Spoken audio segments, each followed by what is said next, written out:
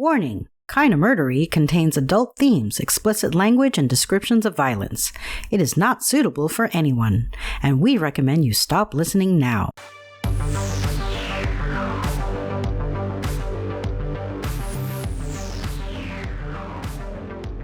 True crime with a dash of the paranormal, the garish, the strange, and the darkly comic. A podcast that's about more than just murder. It's my very own pocket dimension, home to a curated collection of bizarre and compelling stories. The unsolved, the unsettling, and the unbelievable. I cover it all, just so long as it's kinda murdery. Hey everybody, I just wanted to start out today by saying thank you so much for being here. I really do appreciate it. And I know that sounds like something that any podcast host just kind of says at the beginning and maybe doesn't really mean it, but you know that old saying, time is money, that's really true, and things are so expensive these days that your time is worth more than ever, and you're choosing to spend it listening to me talk, so I really do mean it. I really do appreciate you being here. I am Zevon Odelberg, and this is Kinda Murdery, and we have arrived at Part 5, the final episode of the McStay family murders, and yes, I did say Part 5, so if you haven't listened to Parts 1 through 4 yet, go do that and then come back and join us, and I will, as always, save you a seat, maybe even warm it up for you. And if you're all caught up, we got a lot to get to, so I'm not going to waste your time waddling around and rambling anymore. This is it. Part 5 of Kinda Murderies, the McStay family murders, starts now.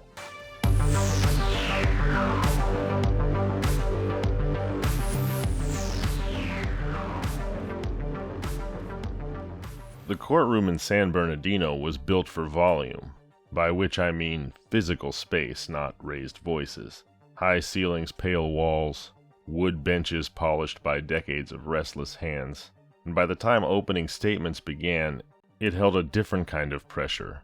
Not noise, but compression. Reporters filled the rear rows. Family members took seats in clusters that did not intermingle. The defendant sat at the defense table in a suit that fit correctly, hands folded, posture still. The state went first. Deputy District Attorney Britt Imes did not begin with a timeline, he began with the manner of death. He spoke in a controlled cadence, not theatrical but deliberate, describing blunt force trauma to skulls, the number of blows required to fracture bone, the size and weight of the 3-pound sledgehammer recovered near the graves. He did not speculate about rage. He spoke about intent. It was blow after blow after blow to a child's skull, a 3-year-old and a 4-year-old, he told the jury. That's an intentional killing. The words hung there. From that point forward, the state's narrative moved backward in time, away from the desert and toward February 4th, 2010. The prosecution's version of events was linear and disciplined. Joseph McStay left his Fallbrook home that afternoon to meet Charles Chase Merritt for lunch at a Chick-fil-A at Rancho Cucamonga. The meeting lasted several hours. They discussed business, custom water features, vendor payments, outstanding balances. It was the last confirmed in-person contact between Joseph and Charles Merritt. That night at 8:28 p.m., Joseph's phone placed a call to Merritt. The state emphasized the timestamp. The prosecution characterized it as significant. The final documented communication from Joseph's device. Merritt did not answer. After that, silence. No outgoing calls, no emails, no credit card activity, no financial movement from Joseph or Summer. According to the prosecution, this abrupt cessation of activity did not indicate a family leaving voluntarily. It indicated finality. Imes then turned to motive. He introduced jurors to Earth-inspired products, Joseph's decorative fountain business. It had grown substantially in the years leading up to 2010. There were custom projects, large builds, a potential deal that Joseph's father would later describe as worth up to $9 million. Merritt, a fabricator and welder, worked with Joseph on the construction side of custom installations. The state described a financial imbalance, that Merritt owed Joseph significant sums, approximately $42,000. They referenced emails and accounting records that, in the prosecution's telling, showed mounting tension over money. The motive, as framed by the state, was simple: erase debt, seize opportunity. The prosecution did not yet detail the physicality or mechanics of the killings. They maintained that the McStay family was murdered in their Fallbrook residence and transported north to the desert. They would later argue that the lack of visible blood did not negate that conclusion. For now, they kept the picture tight. Joseph and Summer were alive in the afternoon. By night, all communication ended. 4 days later, the family's Isuzu Trooper was discovered near the Mexican border. 3 years later, their bodies were located in 2 shallow graves near Victorville. The through line was intent. Imes returned to the sledgehammer. He described where it was found, in proximity to the graves partially buried. He described the injuries documented by forensic experts: fractured skulls, blunt force trauma consistent with repeated strikes. He did not embellish. He used anatomical language, and his implications did not require amplification. Throughout, Merritt sat with little visible reaction. He occasionally leaned toward his attorney, Rajan Malin, but did not interrupt or display outward agitation. The defense table remained quiet, absorbing the state's architecture. Imes then addressed behavior after February 4th. According to the prosecution, someone accessed Joseph's QuickBooks account after the disappearance and backdated checks worth around $15,000 on February 4th to create the appearance of legitimate payment. The state asserted that those digital fingerprints, metadata embedded in accounting software, would demonstrate manipulation. They indicated that checks were written to Merritt or vendors associated with him. They pointed to a call placed to QuickBooks customer service by a man identifying himself as Joseph McStay, seeking to delete the account entirely. The prosecution claimed that the phone used to make that call belonged not to Joseph, but to Merritt. The argument was cumulative. Each element alone might invite dispute. Together, the state said, they told a coherent story. The defense had not yet responded in detail. They would not do so until their own opening. But even before Malin stood to speak, the adversarial shape of the trial had formed. The prosecution's case rested not on a single eyewitness or a singular forensic discovery in the home, but on a lattice of financial records, phone data, and circumstantial inference. When Malin rose, he did not attack the emotion of the desert. He attacked the certainty of the state's timeline. He told jurors the case was built on assumption: that no blood was found in the McStay home, that no forensic evidence placed Merritt inside a murder scene, that the state could not pinpoint the exact location of cell phone pings beyond a general geographic area. He suggested that suspicion had hardened into accusation without direct proof. But the first act belonged to the prosecution. They presented a narrative that began with business tension and ended in the desert. They framed the absence of activity on February 5th not as a mystery, but a consequence. They described the 8:28 p.m. phone call as a final opportunity missed. They treated financial irregularities as behavior inconsistent with innocence. The courtroom absorbed it all in silence. At this stage, the state's theory was clean. Motive: money. Opportunity: lunch meeting and proximity. Means: sledgehammer. Aftermath: manipulated accounts and phone data. The prosecution did not need spectacle.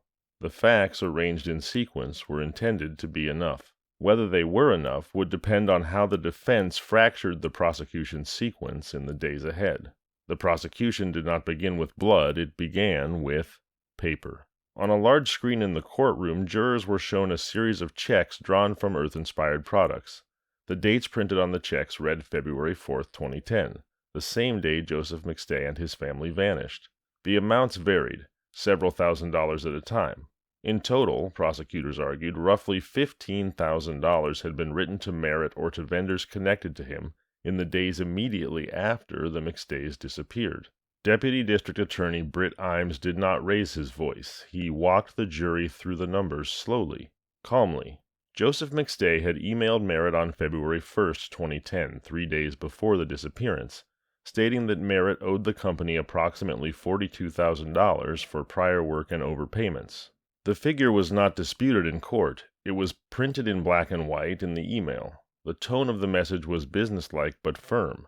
Payment needed to be addressed. Then came the metadata.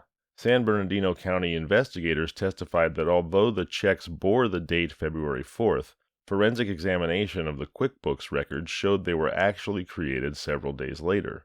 The electronic timestamps embedded in the accounting software reflected creation dates after the McStay family had already gone silent.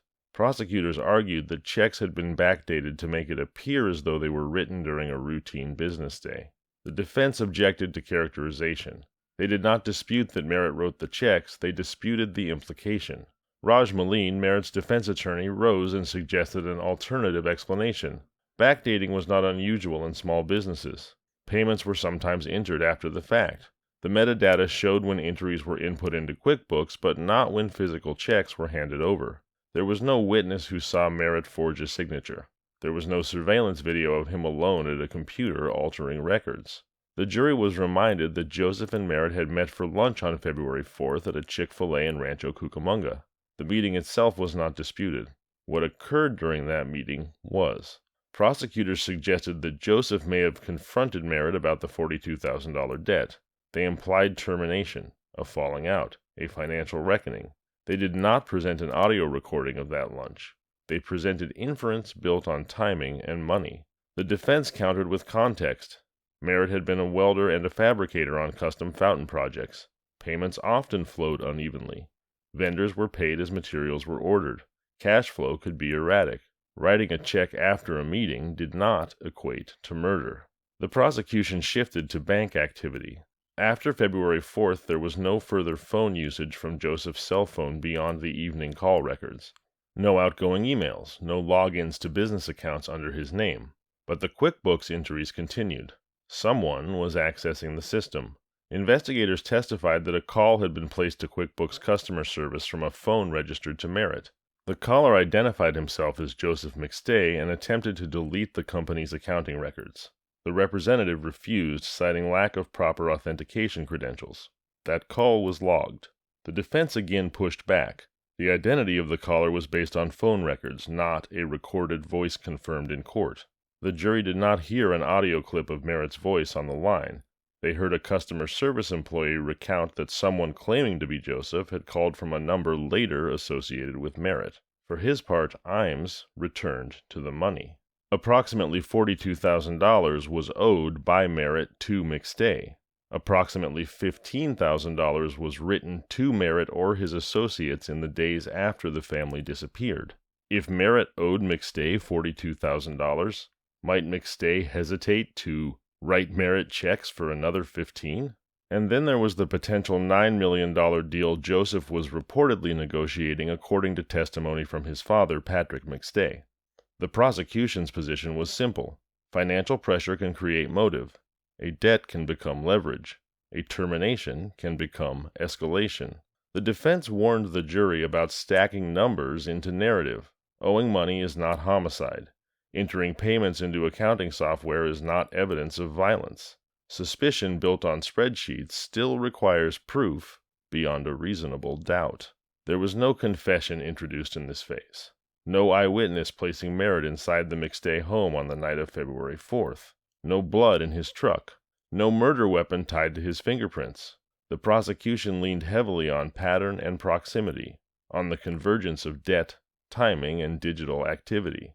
The courtroom grew quiet when the prosecution displayed the February 1st email again. The $42,000 figure appeared on the screen, clear and unambiguous. The jurors looked at the number, then at Merritt, seated at the defense table. The defense did not deny the number. They denied the conclusion. Money can create tension. It does not by itself prove a killing. That tension between arithmetic and accusation settled over the room as the state prepared to move beyond paper and into geography. The numbers were specific. The question was whether they were enough. The prosecution left the spreadsheets behind and moved to the desert. A map of the high desert was displayed for the jury. Cell tower coverage radiating outside in irregular arcs. FBI Special Agent Kevin Bowles testified about the technical limits of cell site location data. The evening of February 6, 2010, 2 days after the McStay family was last heard from, a phone associated with Charles Merritt connected to a tower that serviced an area near where the bodies would eventually be discovered in November 2013. The prosecution did not claim GPS precision. They did not claim a pinpoint burial location. They claimed presence within a general coverage area. Bowles explained that cell tower pings can establish a broad zone, not a specific coordinate. In rural areas, towers cover larger swaths of terrain. The data showed Merritt's phone in the high desert region on February 6th. That was a fact, entered into the evidence. The defense seized on the limitations. Under cross-examination, Bowles acknowledged that the technology could not place the phone at the gravesite itself. It could not confirm whether Merritt was standing on that stretch of Mojave Desert or driving along Interstate 15 miles away. The agent concluded that, quote, "You can get a general idea of where in the high desert, but not an exact location." The jurors heard the phrase general area more than once. Prosecutors layered the geography over familiarity. Testimony established that Merritt had grown up in the high desert. He knew the terrain. He had family connections in the region. The implication was familiarity, the kind that would make a remote desert burial site less daunting. The defense countered with ordinary travel.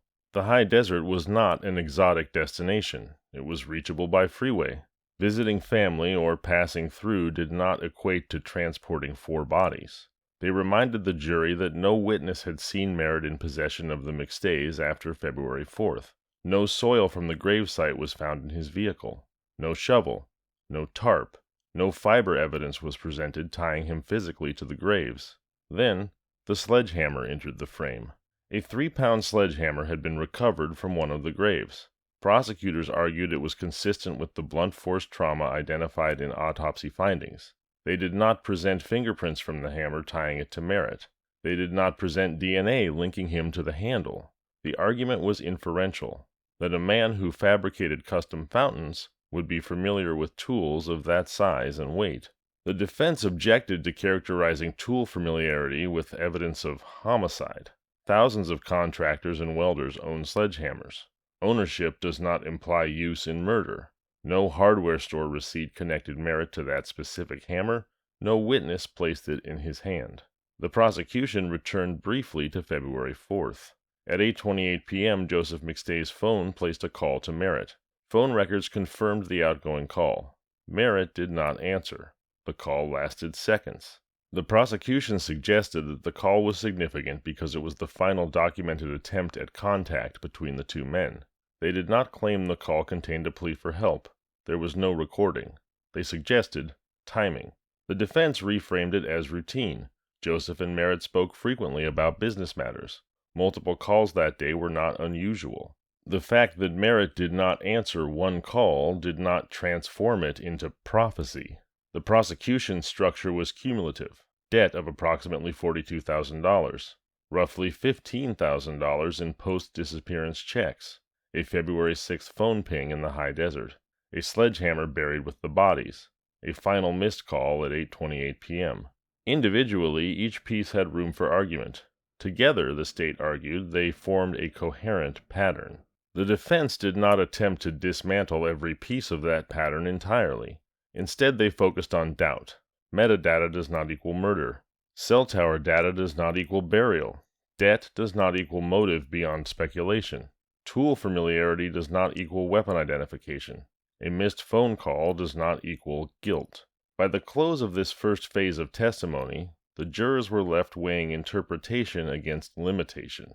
The prosecution had offered specificity, dollar amounts, timestamps, tower sectors. The defense had offered constraint, technological boundaries, missing physical links, absence of direct evidence. No confession had been introduced. No eyewitness had testified to seeing Merritt commit violence. What stood in the record were numbers, logs, and geography, and the question of whether those elements, aligned, crossed the threshold from suspicion into proof beyond a reasonable doubt. The courtroom did not erupt. It tightened. The state rested on structure. The defense prepared to dismantle it. They began by refusing the narrative the prosecution had constructed. Raj Malin did not open with numbers. He opened with absence. No blood was recovered from Charles Merritt's truck. No blood was recovered from his home. No blood was recovered from tools seized from his possession. The McStay residence itself had yielded no definitive forensic evidence tying Merritt to a homicide inside the home. The defense repeated this plainly. methodically, without flourish. If 4 people had been bludgeoned to death inside that Fallbrook house, the defense argued, the physical evidence would not have evaporated. Walls, flooring, upholstery, vehicles, something would have retained biological trace. The state had presented nothing linking Merritt to a violent scene. The prosecution's theory was that the killings occurred in the McStay home on February 4, 2010, and that the bodies were transported to the desert afterward. The defense questioned whether the crime scene had ever been definitively established. No crime scene photographs of blood pools were shown to the jury. No luminol hits tied to Merritt were introduced as conclusive. The defense then shifted to the Isuzu Trooper. The vehicle had been towed from a parking lot near San Ysidro on February 8, 2010. Prosecutors had pointed to Merritt's DNA found on the Isuzu's steering wheel and gear shift. Under cross-examination, forensic analysts acknowledged that Merritt was a, quote, trace contributor, unquote. The amount of DNA recovered was small. It was consistent with casual transfer, the kind that could occur through ordinary contact. Merritt had worked with Joseph. They met in person. They shook hands. They sat in the same vehicle during business discussions. Transfer was not impossible. The defense emphasized that if Merritt had driven the trooper from Fallbrook to San Ysidro, approximately 90 minutes, one would expect him to be the primary DNA contributor on the steering wheel. He was not. The prosecution maintained that DNA evidence placed Merritt inside the vehicle. The defense reframed it as evidence that he had been inside the vehicle at some point, not necessarily on February 4th or during the transport of bodies. Then came the cell data again. Kevin Bowles had testified that Merritt's phone pinged off a tower serving the high desert region on February 6, 2010. Under defense questioning, Bowles reiterated that cell tower data in rural areas is imprecise. Coverage sectors can span miles. A phone connecting to a tower does not prove presence at a specific coordinate. The defense drew out the limitations carefully. The phone could have been traveling along Interstate 15. It could have been near a different location within the same coverage zone. It could not be placed at the gravesite itself. That was conceded on the record. The prosecution had argued that Merritt's familiarity with the high desert supported opportunity. The defense responded that familiarity does not establish action. Merritt had family connections in the region. Travel to the area was not inherently suspicious. No surveillance footage, no toll records, no eyewitness testimony placed him at the burial site. The defense then returned to the financial evidence. Yes, there was an email dated February 1st stating that Merritt owed approximately $42,000. The defense did not dispute the email's existence. They questioned the motive theory built upon it. Business debts are resolved through negotiation, through termination, through litigation, not necessarily through homicide. There was no written termination notice presented in court. There was no documented confrontation at the February 4th lunch meeting. As for the roughly $15,000 in checks entered into QuickBooks after February 4th, the defense suggested an administrative explanation rather than criminal intent. In small operations, injuries can lag behind physical payment. Metadata shows when information was input, not when agreements were made. The jury was reminded that QuickBook logs are not eyewitnesses. The courtroom dynamic shifted subtly. The state had presented structure and accumulation. The defense presented fracture. Where was the murder weapon tied to Merritt? Where was the blood? Where was the direct evidence that he was inside the McStay home on the night of February 4th? Where was the witness who saw him with the family after the Chick-fil-A lunch? Each question was posed not theatrically, but clinically. The defense did not claim to know who killed the McStays in this phase. They claimed only that the state had not eliminated reasonable doubt. By the time the morning session adjourned, the jury had heard two competing frameworks. One built on convergence, money, metadata, movement. The other built on absence, no blood, no precise location, no direct witness. The prosecution's case was not undone, but it had been tested, and the defense was not finished. The defense next turned to time. On the stand was Sarah Taylor Jarvis, Charles Merritt's oldest daughter. She testified that she was present on the evening of February 4th, 2010, when Joseph McStay called her father. She remembered the call because it led to an argument between her parents. Merritt's phone rang. He looked at it. He did not answer. Sarah Jarvis placed the timing of the call in the evening. The prosecution had built its timeline around the assumption that the McStay family was killed on February 4th. The 8:28 p.m. outgoing call from Joseph's phone to Merritt was already in evidence. What Sarah Jarvis's testimony suggested was that Merritt was at home when the call came in. She described the setting without embellishment. A domestic environment, her parents in the same room, a dispute about Merritt's habit of ignoring calls. The call from Joseph went unanswered. That was the detail she remembered. Under cross-examination, Deputy District Attorney Melissa Rodriguez pressed her on precision. "You're certain it was February 4th? You're certain it was Joseph McStay? You're certain of the time?" Jarvis acknowledged that she was recalling an event from 9 years earlier. Memory is not a time-stamped document. The prosecution then introduced phone records indicating that the call in question was outgoing from Joseph's phone at 8:28 p.m. They questioned whether the call she remembered matched the data or whether she was conflating routine calls that were common between the two men. Rodriguez also addressed Jarvis's involvement in her father's defense. "You've actually assisted in your dad's defense with the case, right?" she asked. Jarvis responded, "I mean, I've tried to be involved. I think they're patient with me, tolerate me maybe because I'm going to law school this fall. I'm trying to keep up with what is happening." The exchange was measured, but the implication was clear. The prosecution sought to suggest bias. The defense sought to present memory. On redirect, Raj Maleen asked a different question. "In the entire 4.5-year period that you've been visiting your dad, has he ever once told you to lie for him?" Jarvis answered tearfully, "No." The jury observed not just the words, but the demeanor. Memory versus motive. Loyalty versus fabrication. The defense then introduced testimony from Catherine Jarvis, the mother of Merritt's children. She described Merritt as creative, focused on fabrication and building rather than bookkeeping. She testified that she had handled much of the household and business finances during earlier ventures. Her portrayal was of a man who worked with his hands, not someone meticulously orchestrating digital cover-ups. The prosecution countered by returning to a 2014 interview Catherine had given to detectives in which she described Merritt as, quote, "irresponsible with money," unquote. When asked whether she had used that phrase, she acknowledged that she had. The defense did not argue that financial tension never existed. They argued that financial disorganization does not equate to calculated murder. They reminded the jury that Merritt had continued working on projects in 2010 even after the McStays disappeared. He had not fled the state. He had not altered his identity. He had remained visible. The prosecution, in rebuttal questioning, implied that visibility does not negate guilt. Criminal defendants often remain in plain sight. The issue was not flight, it was whether the pattern of conduct pointed toward intent. That 8:28 p.m. phone call hung in the air again. If Merritt was home that evening, as his daughter testified, what did that mean for the prosecution's theory of when and where the murders occurred? The defense did not claim to have solved the timeline. They claimed only that the timeline was not fixed beyond doubt. By the close of the afternoon session, the jury had heard emotional testimony from family members and pointed questioning from the state. The financial narrative had been softened by human context. The technological narrative had been constrained by acknowledged limits. Reasonable doubt was not declared, but it was suggested. The defense had not yet rested, and they closed their case by widening the lens. If Charles Merritt did not kill the McStay family, then someone else did.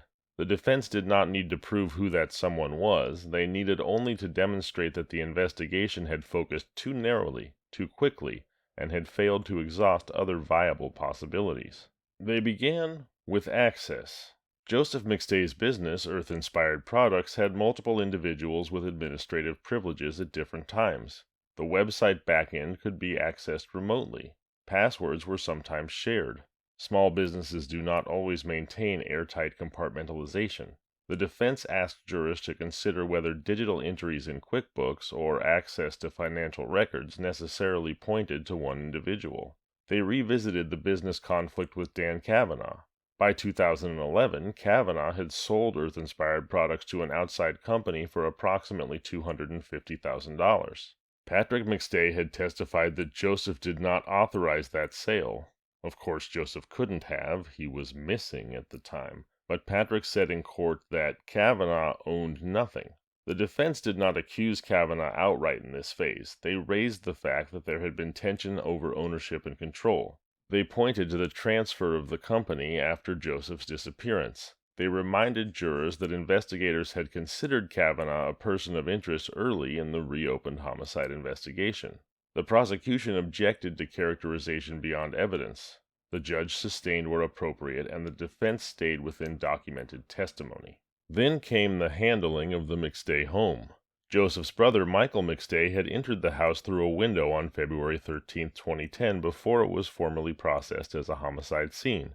He removed a computer and an SD card, later stating that he had done so with the belief that digital information might help locate his missing family. The defense highlighted that the home had not been sealed immediately. Family members had cleaned food from the kitchen. Items had been removed. If forensic evidence was absent, the defense suggested, jurors should consider whether the integrity of the scene had been compromised early in the investigation. They did not accuse Michael of wrongdoing. They introduced the concept of lost evidence. The prosecution countered that the absence of blood evidence did not prove a killing had not occurred in the home. Homicides can be cleaned. Scenes can be staged. Lack of visible forensic recovery does not equal absence of violence. The defense shifted again. They reminded the jury that no DNA belonging to Merritt had been found on the sledgehammer recovered from the graves. No fingerprints. No skin cells conclusively tied to him. The hammer itself was not traced to a specific purchase by Merritt. It was a common tool. The prosecution maintained that forensic absence does not equate to innocence. Not every murder weapon retains recoverable prints after years buried in desert soil. Back and forth, back and forth. By the time the defense rested, they had presented a mosaic of doubt: alternative access to business accounts, ownership disputes with Kavanaugh, scene contamination at the McStay residence, limitations of cell tower data, lack of direct forensic link between Merritt and the murder weapon.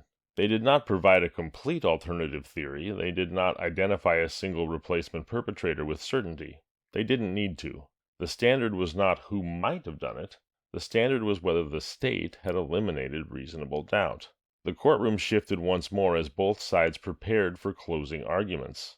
The jurors now held two competing narratives, one of financial motive, metadata, and desert geography, the other of investigative blind spots, technological limits, and incomplete proof. What remained was interpretation. The state would soon ask for conviction. The defense would ask for restraint, for acquittal. The jury would decide which story held.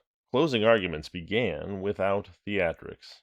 Deputy District Attorney Britt Imes stood before the jury and returned to the structure he had built over weeks of testimony. He did not reopen every exhibit. He selected the pieces he believed formed a line that could not be broken. On February 1, 2010, Joseph McStay emailed Charles Merritt stating that Merritt owed the company approximately $42,000. That number was not hypothetical. It was documented in writing. It was not framed as a casual oversight. It was framed as money due. On February 4th, Joseph met Merritt for lunch in Rancho Cucamonga.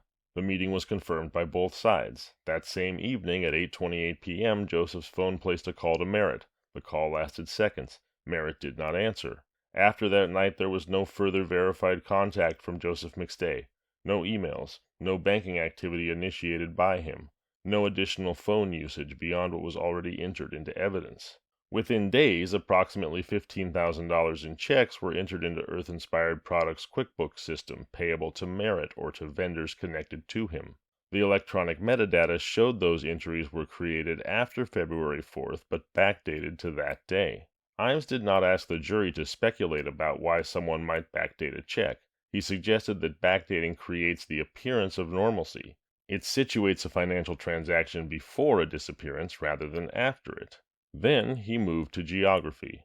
On February 6, 2010, Merritt's phone connected to a cell tower servicing the high desert region near where the McStay family's remains would be discovered in November 2013. The FBI agent had testified that cell tower data provides a general location, not a pinpoint. The prosecution did not claim pinpoint. They claimed presence within the service area. Imes layered familiarity onto that presence. Merritt had grown up in the high desert. He knew the terrain. The burial site was not random wilderness to him. It was a region he understood. The sledgehammer recovered from one of the graves weighed 3 pounds. Autopsy testimony established blunt force trauma consistent with a heavy instrument. Imes did not claim the hammer bore Merritt's fingerprints.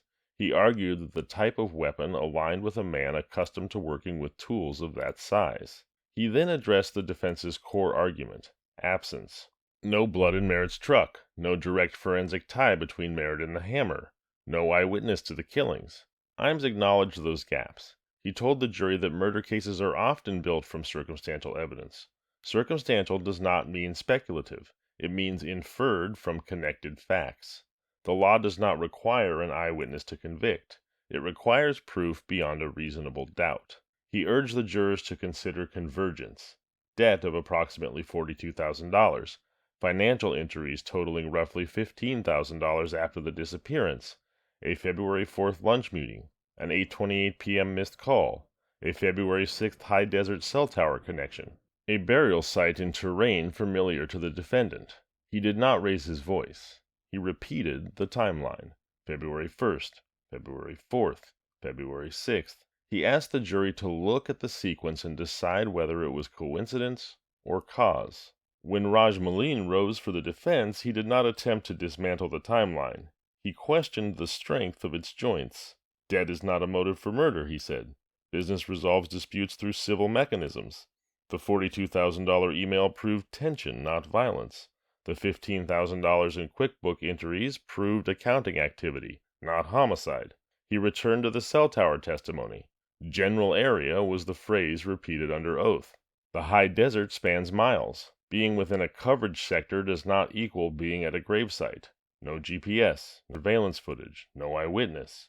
He reminded the jury that Merritt's DNA in the Isuzu Trooper was a trace contributor. Casual transfer was possible. He reminded them that the sledgehammer bore no identifiable print tied to Merritt. He reminded them that no blood evidence linked Merritt to a killing inside the McStay home. Malin emphasized that the state had not even proven where the murders occurred.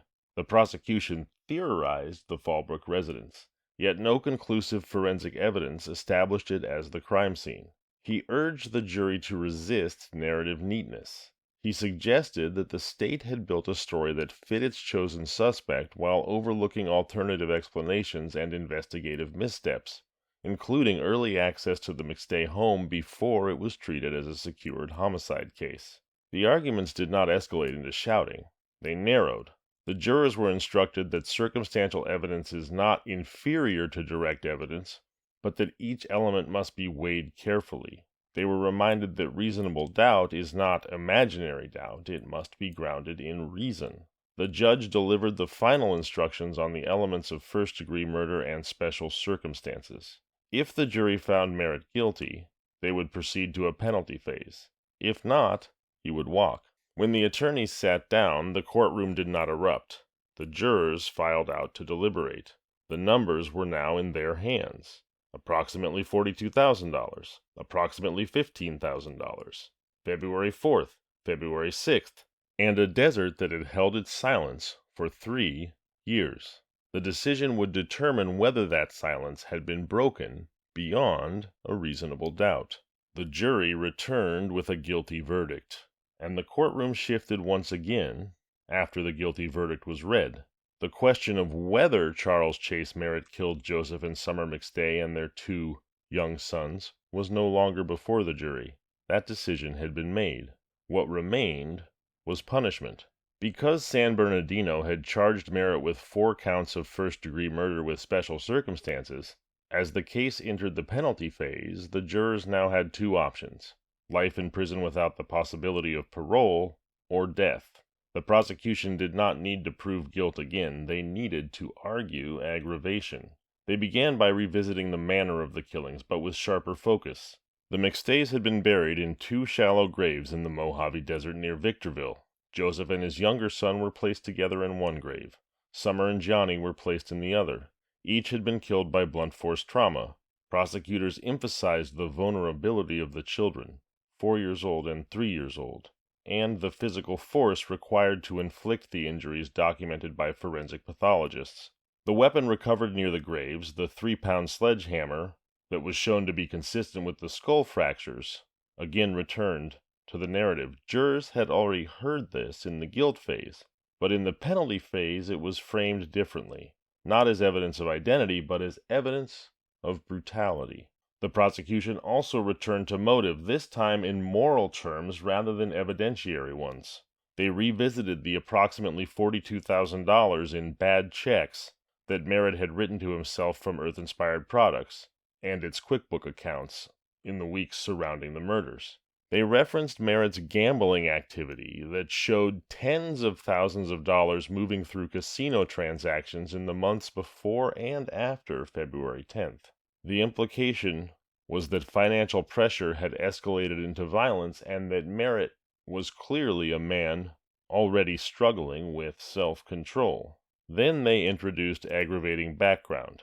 Jurors learned of Merritt's prior convictions, including burglary and receiving stolen property. These were not presented as proof of murder, that issue was closed. But as part of the calculus jurors were legally allowed to consider in determining punishment. The defense responded with mitigation. They did not challenge the facts of the death.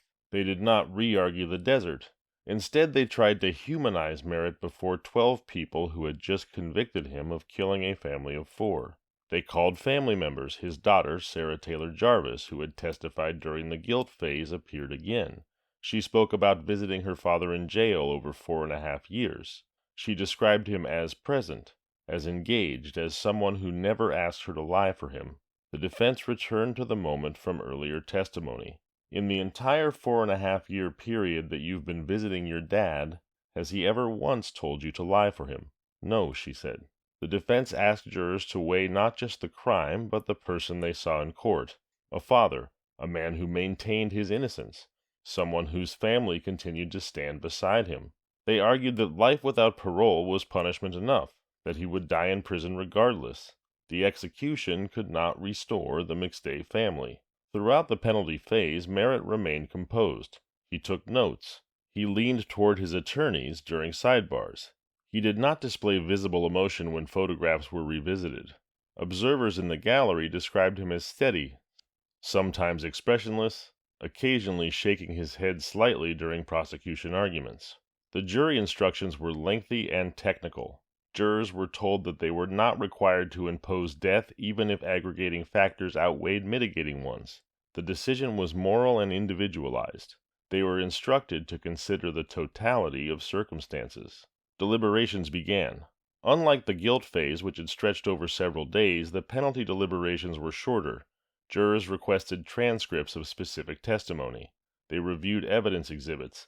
They asked for clarification on instructions regarding special circumstances. When they returned, the courtroom was again full. Family members of Joseph and Summer McStay sat together. Patrick McStay was present. So were other relatives.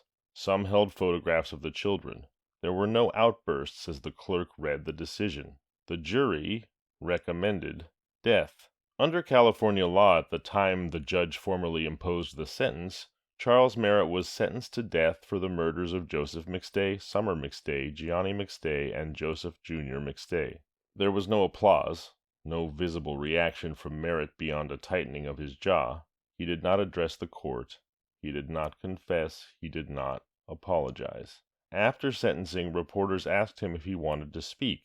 He maintained that he was innocent. California's death penalty system does not move quickly. Governor Gavin Newsom's moratorium on executions meant that while Merritt was sentenced to death, no execution date would be set. The sentence functioned in practical terms as indefinite incarceration on death row. Outside the courthouse, reactions divided along familiar lines. Joseph's father Patrick spoke to reporters about closure, though he did not use that word lightly. He reiterated his belief that justice had been served. Other family members described the sentence as appropriate given the loss of the 2 young children. Supporters of Merritt continued to question aspects of the investigation. They referenced the defense's arguments about alternative suspects, about alleged gaps in the timeline, about whether financial evidence proved homicide or merely mismanagement. Some pointed to the complexity of digital access within Earth-inspired products. Others questioned the interpretation of cell phone pings in the desert. But these questions were just that. Merritt was no longer a suspect. He was a convicted murderer, sentenced to death. The courtroom emptied slowly. Jurors avoided eye contact with the gallery. The McStay family members gathered their belongings deliberately. Detectives who had worked the case for nearly a decade stood along the back wall before exiting through a side door. The case, that began as a missing persons report in February 2010, had concluded in formal terms nearly 10 years later. In fact, the jury had recommended death for Merritt 9 years later in June of 2019. But after Merritt filed a motion to fire his attorney and a motion for a retrial, actual sentencing took another 7 months. There was no retrial, and so it was indeed nearly 10 years later. On January 21st, 2020, Charles Merritt was sentenced to death. He filed an appeal. That appeal was automatic in a capital case. The California Supreme Court would review the entire trial record, transcripts, motions, jury instructions, evidentiary rulings, looking for reversible error. The process would take years. Capital appeals in California often do. Outside the formal appellate track, the case took on a second life in the public sphere. Investigative journalists revisited the evidence. Documentary crews examined the trial footage. One series, entitled Two Shallow Graves, presented extended access to both prosecution and defense teams, offering viewers a layered look at strategy and argument. It did not retry the case, but it amplified the questions that surfaced during the proceedings. Years after his sentencing, Merritt has continued to maintain his innocence. He did not confess, he did not recant, he did not offer an alternative perpetrator by name in open court. His public statements have centered on wrongful conviction claims and criticism of investigative interpretation. The state's position has not changed. From the perspective of the San Bernardino County District Attorney's Office, the case is closed.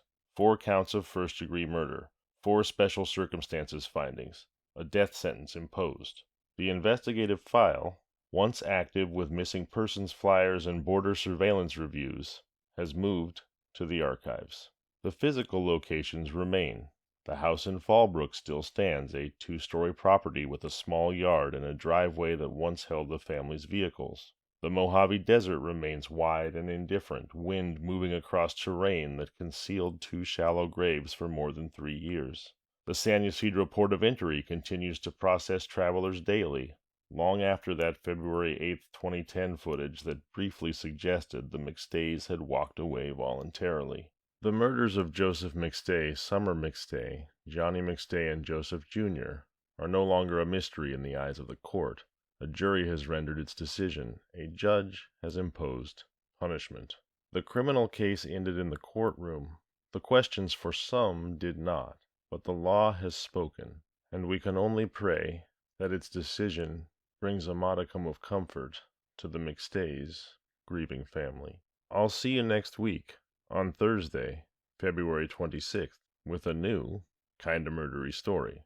Thanks again for being here, and if you like the show, please do tell your friends, your family, anyone you know who enjoys a true crime podcast. I certainly would appreciate it. I'm Zevon Odelberg, and this has been Kinda Murdery. If you like the show, please subscribe, review, and tell your friends. You can find us on social media at Kinda Murdery or email at kindamurdery@gmail.com.